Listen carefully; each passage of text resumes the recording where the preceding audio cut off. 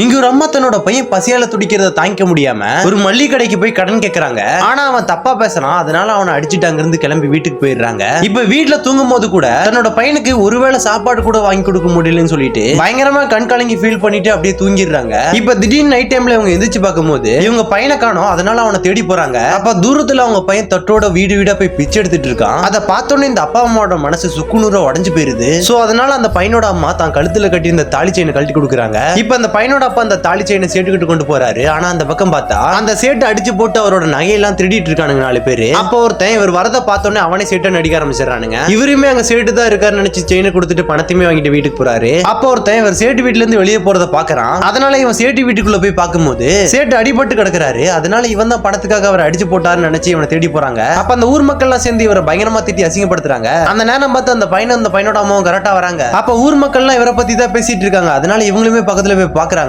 அப்ப அவரு இந்த ஊர் மக்கள் பண்ண டார்ச்சர்னால இறந்தே போயிட்டாரு.